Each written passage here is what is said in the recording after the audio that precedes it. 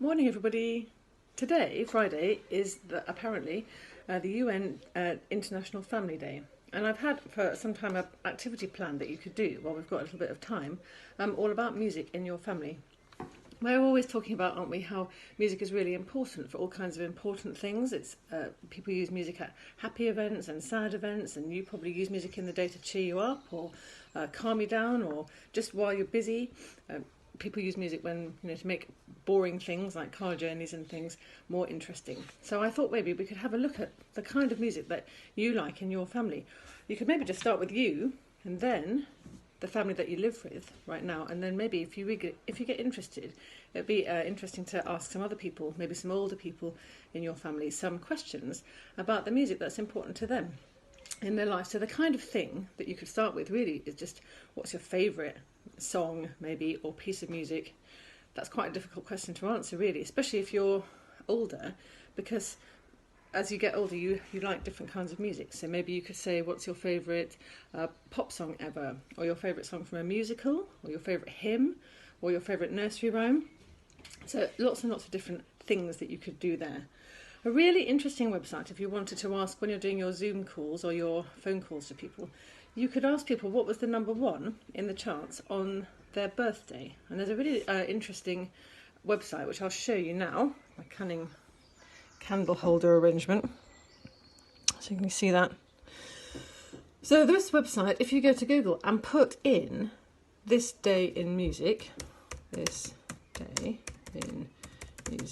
and click on the first one that comes up and click on birthday number one, you can put in your birthday or your mum or dad's or brother's or sister's birthday, and you can find out what was number one on that day. Year 6, I think we've done that this year, haven't we? So if I put in approximately my birthday, I was born near the 25th of October. I'm doing kind of near because I do actually like my birthday song of 1971. And my birthday song was Maggie May by Rod Stewart, which I'm actually quite pleased with.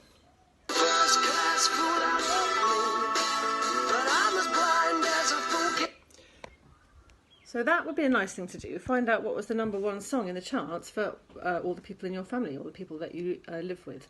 Another thing you could think of is people use music for important things, like weddings. If anyone in your family is married, what did they walk down the aisle to?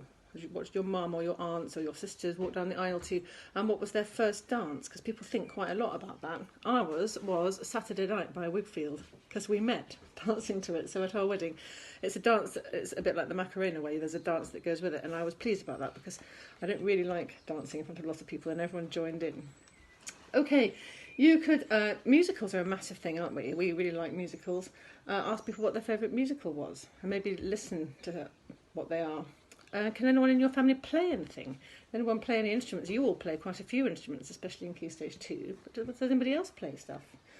Has anybody met any famous musicians ever? Or been to see anybody live? Any kind of live music or concerts? What can people remember? Especially interesting to ask older people that. You might find some interesting things. School music is a thing, isn't it? I've been making you playlists for school of all our school music so we don't forget it. What did your mums and dads and aunts and uncles and grandparents listen to at school? What were their songs they sang? It's quite interesting. All the songs we sing at school right now are kind of in you now, and you'll remember them for the rest of your lives, and you will hear them. It'll take you back.